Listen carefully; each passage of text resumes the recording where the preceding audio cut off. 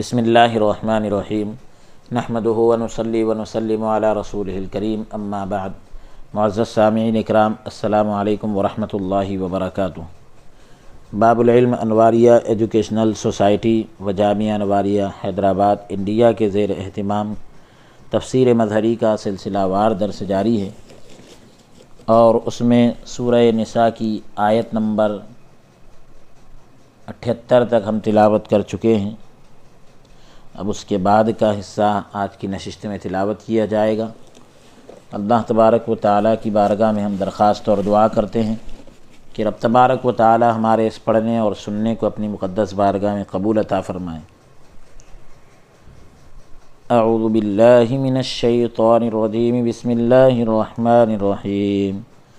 ما اصابک من حسنۃ فمن اللہ وما اصابک من سیئۃ فمن نفسک وارسلناک للناس رسولا وکفی باللہ شہیدا۔ جو پہنچے آپ کو بھلائی سو وہ اللہ کی طرف سے ہے، اور جو پہنچے آپ کو تکلیف سو وہ آپ کی طرف سے ہے، اور بھیجا ہے ہم نے آپ کو سب لوگوں کی طرف رسول بنا کر، اور کافی ہے اللہ تعالیٰ آپ کی رسالت کا گواہ۔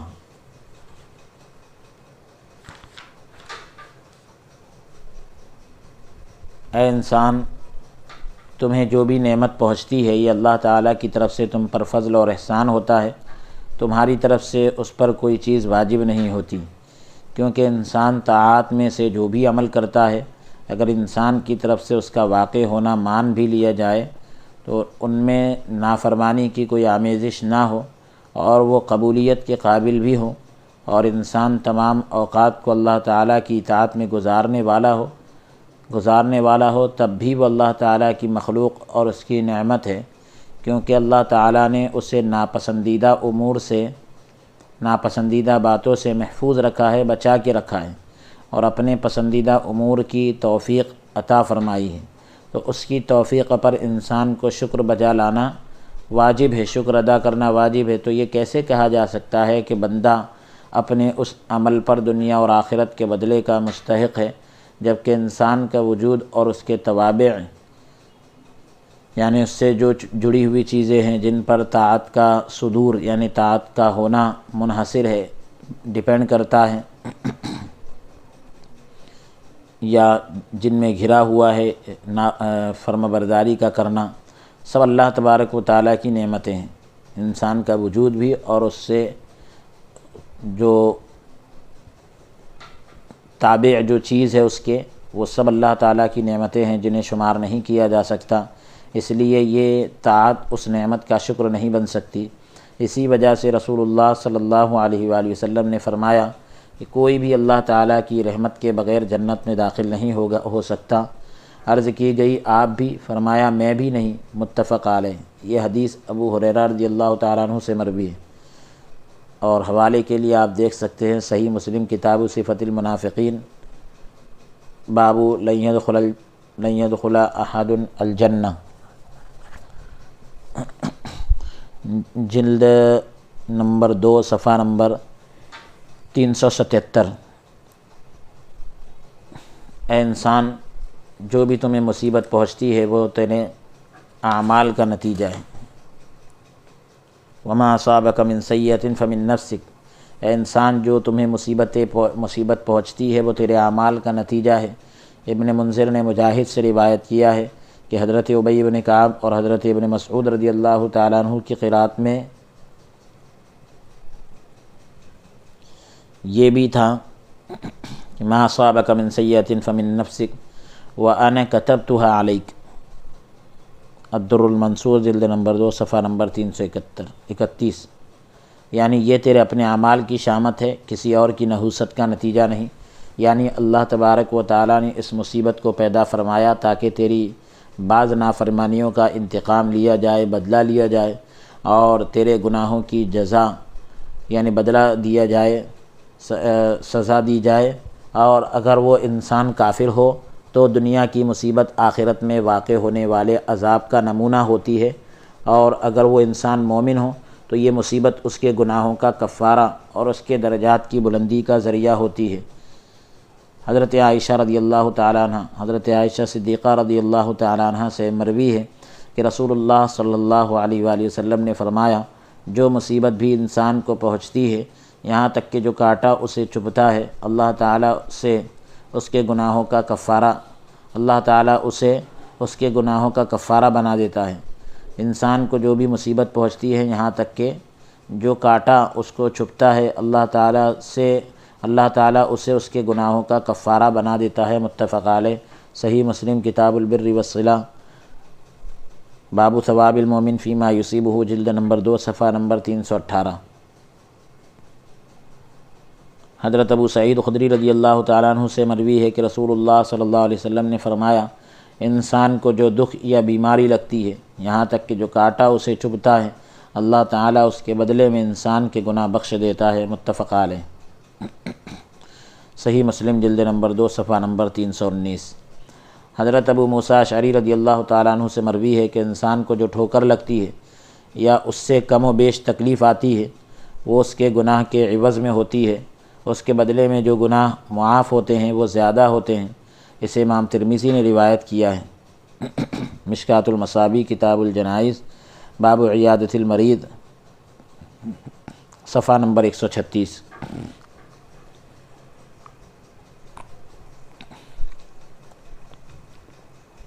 کفار تکلیف کی بنسبت جو رسول اللہ صلی اللہ علیہ وسلم کی طرف کرتے تھے، اس آیت میں اس کا جواب ہے۔ رسولا وارسلناک للناس رسولا، رسولاً کا جو لفظ ہے مفعول مطلق یا حال ہونے کی حیثیت سے منصوب ہے، زبر ہے اس پر۔ اگر جار مجرور کو فعل کے ساتھ متعلق کیا جائے، جوڑا جائے، تو اس سے تاکید کا قصد ہوگا، ارادہ ہوگا۔ اگر رسولاً کے ساتھ متعلق ہو تو اس سے عمومیت کا ارادہ ہوگا، جس طرح اللہ تعالیٰ کے اس فرمان میں ہے، وما ارسلناک الا کافۃ۔ اس جملے میں بھی ان کے اس قول کا رد ہے جب وہ یہ کہتے ہیں ھذا من عندک، یعنی یہ مصیبت کی نسبت رسول اللہ صلی اللہ علیہ وآلہ وسلم کی طرف کرتے ہیں، جبکہ آپ کی شان یہ ہے کہ آپ اللہ تعالیٰ کی طرف سے رسول بن کر تشریف لائے، آپ کو تمام جہانوں کے لیے رحمت بنا کر بھیجا گیا۔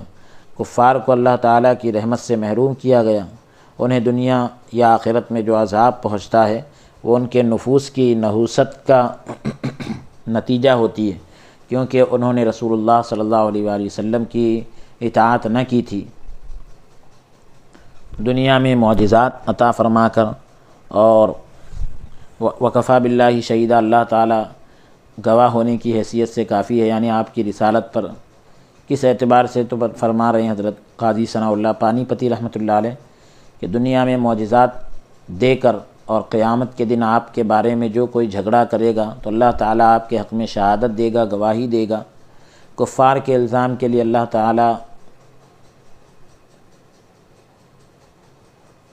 اور انہیں عذاب دینے کے لیے اللہ تبارک و تعالیٰ ہی گواہ کافی ہے، کیونکہ اس روز اللہ تعالیٰ بادشاہ ہوگا، وہ اپنے علم کے مطابق فیصلہ کرے گا، اسے فیصلہ کرنے کے لیے کسی اور کی گواہی کی ضرورت نہ ہوگی۔ واللہ اعلم۔ امام بغوی رحمۃ اللہ علیہ نے کہا کہ رسول اللہ صلی اللہ علیہ وسلم ارشاد فرماتے تھے، جس نے میری اطاعت کی اس نے اللہ تعالیٰ کی اطاعت کی، جس نے مجھ سے محبت کی اس نے اللہ تعالیٰ سے محبت کی۔ بعض منافقین نے کہا یہ تو ہم سے اس بات کا ارادہ کرتے ہیں کہ ہم انہیں رب بنا لے، جس طرح نصارہ نے عیسیٰ ابن مریم کو رب بنا لیا، رب مان لیا۔ تو اللہ تعالیٰ نے اگلی آیت نازل فرمائی، من یطع الرسول فقد اطاع اللہ ومن تولی فما ارسلناک علیہم حفیظا۔ جس نے اطاعت کی رسول کی تو یقیناً اس نے اطاعت کی اللہ کی، اور جس نے منہ پھیرا تو انہیں تو نہیں بھیجا ہم نے، جس نے منہ پھیرا تو نہیں بھیجا ہم نے آپ کو ان کا پاسبان بنا کر، ان کا محافظ بنا کر۔ تو یہ جو شان نزول اوپر ذکر کیا گیا ہے، اس کے حوالے کے لیے آپ معالم التنزیل جلد نمبر 2 صفحہ نمبر 113 دیکھ سکتے ہیں اس آیت کے شان نزول کے لیے۔ رسول اللہ صلی اللہ علیہ وسلم کی اطاعت اللہ تعالیٰ کی اطاعت اس لیے ہے کیونکہ حضور صلی اللہ علیہ وسلم تو پیغام حق پہنچانے والے ہیں، حکم دینے والا اللہ ہے۔ اے محبوب، جو آپ کی اطاعت نہ کرے اس پر آپ غمگین نہ ہوں، کیونکہ آپ کو ان پر نگہبان بنا کر نہیں بھیجا گیا؟ حفیظاً یہ کاف ضمیر سے ہے، حال ہے، یعنی آپ کے ذمے پیغام حق پہنچانا اور ہمارے ذمے حساب لینا ہے۔ ہم نے آپ کو ان کے اعمال کی مخالفت اور ان کا محاسب بنا کر محاسبہ کرنے کے لیے مبعوث نہیں کیا، نہیں بھیجا۔ وَيَقُولُونَ طَاعَةٌ فَإِذَا بَرَزُوا مِنْ عِنْدِكَ بَيَّتَ طَائِفَةٌ مِّنْهُمْ غَيْرَ الَّذِي تَقُولُ وَاللَّهُ يَكْتُبُ مَا يُبَيِّتُونَ فَأَعْرِضْ عَنْهُمْ وَتَوَكَّلْ عَلَى اللَّهِ وَكَفَى بِاللَّهِ وَكِيلًا۔ اور کہتے ہیں ہم نے حکم مان لیا، اور جب باہر نکلتے ہیں آپ کے پاس سے تو رات بھر مشورہ کرتا ہے ایک گروہ ان میں سے اس کے برعکس، اس کے الٹا جو آپ نے فرمایا، اور اللہ تعالیٰ لکھ رہا ہے جو وہ راتوں کو سوچا کرتے ہیں۔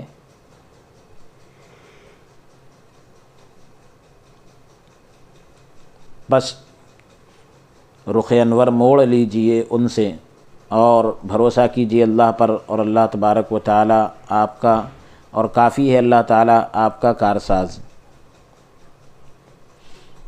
جب آپ منافقوں کو حکم دیتے ہیں تو وہ کہتے ہیں کہ ہمارا کام ہی اطاعت کرنا ہے، ہمارا تو کام ہی اطاعت کرنا ہے۔ طاعت خبر ہے اور اس کا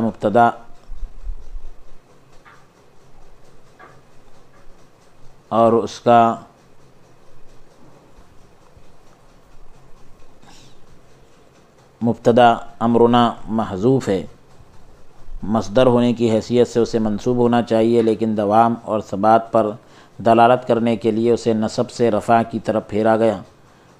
برزو کا معنی نکلنا ہے۔ ابو عمرو اور حمزہ نے تا کو تا میں مدغم کر کے پڑھا ہے، جبکہ باقی قراء نے اظہار کر کے پڑھا ہے۔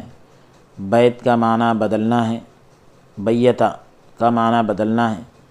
قتادہ اور قلبی نے یہی کہا، اخفش نے کہا کہ بیتا کا معنی قدرہ ہے۔ جب کسی چیز کا اندازہ لگایا جائے تو عرب کہتے ہیں قد بیت، وہ اسے شعراء کے بیت کے ساتھ یا بنائے گئے گھر کے ساتھ تشبیہ دیتے ہیں۔ ابو عبیدہ اور قتیبی نے کہا کہ اس کا معنی یہ ہے کہ دن کے وقت انہوں نے آپ سے جو وعدہ کیا تھا رات کے وقت اسے تبدیل کر دیا۔ تقول غیر الذی تقول، تقول میں ضمیر جو ہے طائفہ کی طرف لوٹے گی، ایک جماعت، ایک گروہ، یعنی انہوں نے جو کچھ آپ سے اطاعت کے بارے میں کہا تھا اس کے برعکس، اس کے الٹا ایک طائفہ، ایک گروہ، تقول ایک گروہ جو ہے دھوکہ دہی کرتا ہے۔ یہ بھی جائز ہے کہ تقولو میں خطاب حضور سے ہو،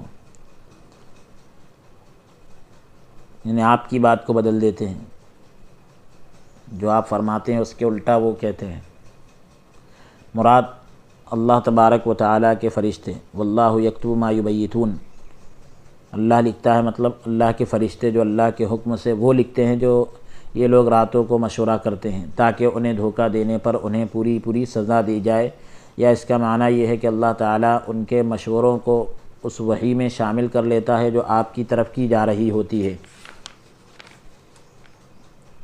تاکہ آپ بھی ان کے رازوں سے آگاہ ہو جائیں،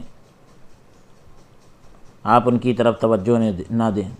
فَأَعْرِضْ عَنْهُمْ، آپ ان کی طرف توجہ نہ دیں، توجہ نہ کریں۔ اعراض کا معنی پرواہ نہ کرنا اور ان سے پہلو تہی کرنا ہے، یعنی رخ انور کو موڑ لینا ہے۔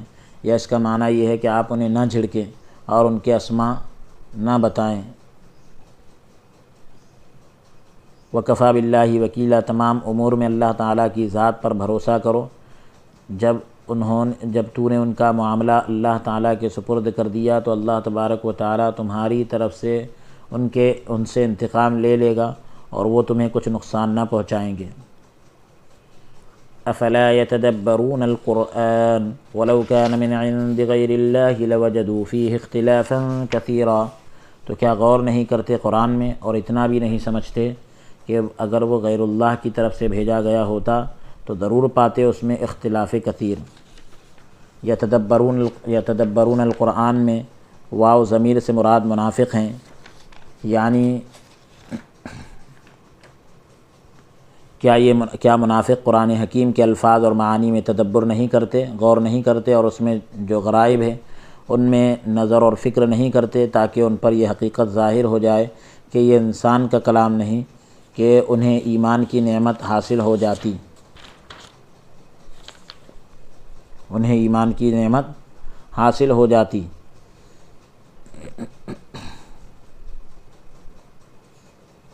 اور وہ نفاق کو چھوڑ دیتے۔ تدبر کا اصل معنی کسی شے کے عواقب میں، اس کے انجام میں غور و فکر کرنا ہے۔ اس میں قیاس کی صحت پر دلیل ہے، قیاس کے درست ہونے پر دلیل ہے اس آیت میں۔ کفار کے گمان کے مطابق اگر قرآن اللہ تبارک و تعالیٰ کی طرف سے نہ ہوتا تو وہ اس میں بہت بڑا اختلاف پاتے، یعنی معانی میں تضاد اور الفاظ میں تفاوت ہوتا۔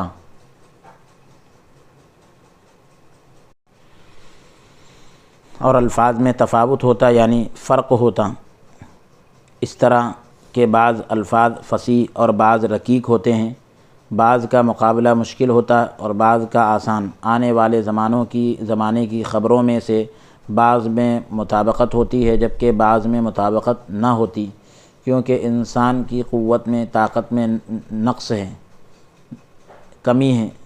ناسخ اور منسوخ اختلاف کے باب میں سے نہیں، بلکہ نسخ کا مطلب اس حکم کی مدت کا بیان ہوتا ہے جس میں اختلاف کیا جاتا ہے۔ یہ چیز اس امر پر مبنی ہے، اس بات پر مبنی ہے کہ زمانے کے مختلف ہونے کی بنا پر حکم اور مصالح میں بھی اختلاف ہو جاتا ہے، مصلحتوں میں اختلاف ہو جاتا ہے۔ امام بغوی رحمۃ اللہ علیہ نے کہا کہ نبی کریم صلی اللہ علیہ وسلم چھوٹے لشکر بھیجا کرتے، جب وہ غالب آ جاتے یا مغلوب ہو جاتے تو منافق ان کی خبر لینے میں جلدی کرتے، اور رسول اللہ صلی اللہ علیہ وسلم کی طرف سے گفتگو کرنے سے قبل، رسول صلی اللہ علیہ وسلم سے گفتگو کرنے سے پہلے یہ منافق لوگوں سے گفتگو کرتے، اس کے ذریعے وہ مومنوں کے دلوں کو کمزور کرتے ہیں۔ معالم التنزیل جلد نمبر 2 صفحہ نمبر 115۔ ایک قول یہ کیا گیا ہے کہ مسلمانوں میں سے کمزور رائے لوگوں کو جب چھوٹے لشکروں کی خبر پہنچتی تو وہ رسول اللہ صلی اللہ علیہ وسلم فتح یا خوف کے بارے میں لوگوں کو آگاہ فرماتے جو آپ کی طرف وحی کی جاتی، تو یہ کمزور دل مسلمان اس بات کو عام کر دیتے۔ اس میں فساد کی صورت پیدا ہوتی، کیونکہ مد مقابل جب امن کی بات سنتا ہے تو اپنے دفاع کا سوچتا ہے، اور جب اسے خوف کی کیفیت کا علم ہوتا ہے تو وہ جنگ اور فساد کی کوشش کرتا ہے۔ تو اللہ تعالیٰ نے اس آیت کو نازل فرمایا، وَإِذَا جَاءَهُمْ أَمْرٌ مِّنَ الْأَمْنِ أَوِ الْخَوْفِ أَذَاعُوا بِهِ وَلَوْ رَدُّوهُ إِلَى الرَّسُولِ وَإِلَى أُولِي الْأَمْرِ مِنْهُمْ لَعَلِمَهُ الَّذِينَ يَسْتَنبِطُونَهُ مِنْهُمْ وَلَوْلَا فَضْلُ اللَّهِ عَلَيْكُمْ وَرَحْمَتُهُ لَاتَّبَعْتُمُ الشَّيْطَانَ إِلَّا قَلِيلًا۔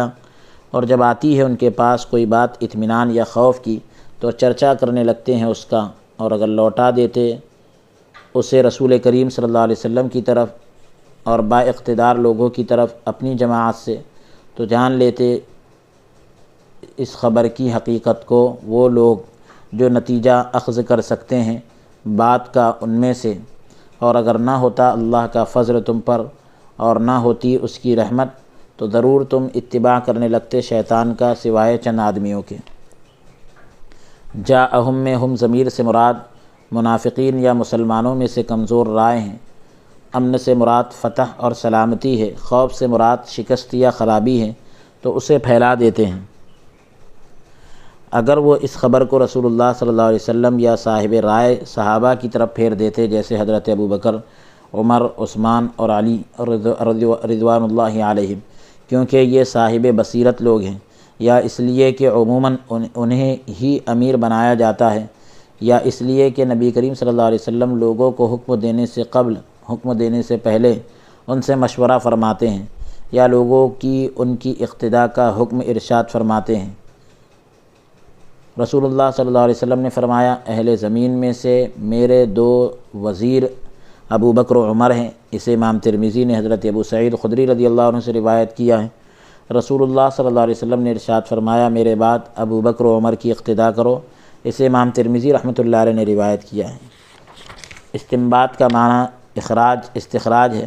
عربی کا مقولہ ہے استنبط الماء، جب اس نے پانی نکالا، یعنی وہ اپنی نظر و فکر سے اس امر کے مناسب بات اخذ کر لیتے ہیں کہ اس کو عام کرنا مناسب ہے یا مخفی رکھنا مناسب ہے، چھپائے رکھنا مناسب ہے۔ الذین یستنبطون سے مراد نبی کریم صلی اللہ علیہ وسلم اور صحابہ سے اولو الامر مراد ہیں۔ یہاں اسم ظاہر کو اسم ضمیر کی جگہ رکھا۔ یہاں مقام تو تعلموہ کا تھا، یہاں علم بمعنی معرفت ہے جو ایک مفعول کا تقاضا کرتا ہے، اور منہم الذین سے حال ہے۔ معنی یہ ہوگا کہ نبی کریم صلی اللہ علیہ وسلم اور صاحب الرائے صحابہ کرام اس خبر کے مناسب بات کو اخذ کر لیتے، یا مستنبطین سے مراد وہ لوگ ہیں جو باتوں کو عام کرتے ہیں۔ اس صورت میں منہم فعل کے متعلق ہوگا۔ معنی یہ ہوگا کہ خبروں کو عام کرنے والے نبی کریم صلی اللہ علیہ وسلم اور آپ کے صحابہ سے ایسا علم حاصل کرتے جو اس امر کے مناسب ہیں۔ یہاں اضافت عہد خارجی کے لیے ہے، یعنی اگر اللہ تبارک و تعالیٰ کا فضل اور رحمت رسولوں کو مبعوث فرما کر بھیج کر اور کتابیں نازل کر کے نہ ہوتی تو تم کفر اور گمراہی کے ساتھ شیطان کی اتباع کرتے۔ تو یہ استثناء مخاطب کی ضمیر سے ہے یا یہ استثناء مفرغ ہے، یعنی تم ضرور شیطان کی اتباع کرتے، مگر تم میں سے بعض اس سے حسن رائے اور اللہ تعالیٰ کی عصمت کی وجہ سے بچے رہے، اللہ کی حفاظت سے بچے رہے، تم اللہ کے بچانے سے بچے رہے۔ جس طرح زید بن عمرو بن نفیل، ورقہ بن نوفل، یہ اللہ تعالیٰ کا اور طرح کا فضل ہے۔ یا تم شیطان کی بعض امور میں بعض کاموں میں ضرور اتباع کرتے۔ حاصل کلام یہ ہے کہ تمہارا شیطان کی اتباع سے عموماً بچنا رسول اللہ صلی اللہ علیہ وسلم اور قرآن سے حاصل شدہ ہے، کیونکہ تمہاری عقلیں کثیر اشیاء، بہت ساری چیزوں کے حسن و قبح، اچھائی اور برائی کی معرفت کو، پہچان کو نہیں پہچانتے۔ اس لیے نبی کریم صلی اللہ علیہ وسلم سے اجازت لیے بغیر تم خبر کو عام کرنے کی جلدی نہ کرو۔ امام مسلم نے حضرت عمر بن خطاب رضی اللہ تعالیٰ عنہ سے روایت کیا ہے کہ جب نبی کریم صلی اللہ علیہ وآلہ وسلم نے اپنی ازواج مطہرات سے علیحدگی اختیار کی تو میں مسجد میں داخل ہوا تو لوگ کنکریوں سے زمین کو رید رہے تھے اور کہہ رہے تھے کہ رسول اللہ صلی اللہ علیہ وسلم نے اپنی بیویوں کو طلاق دے دی۔ پس میں مسجد کے دروازے پر کھڑا ہو گیا اور اونچی آواز سے آواز دی کہ حضور صلی اللہ علیہ وسلم نے اپنی بیویوں کو طلاق نہیں دی، تو یہ آیت نازل ہوئی۔ پس میں وہ تھا جس نے امر کا استنباط کیا، معاملے کو نکالا۔ واللہ عالم۔ الدر المنصور جلد نمبر 2 صفحہ نمبر 333۔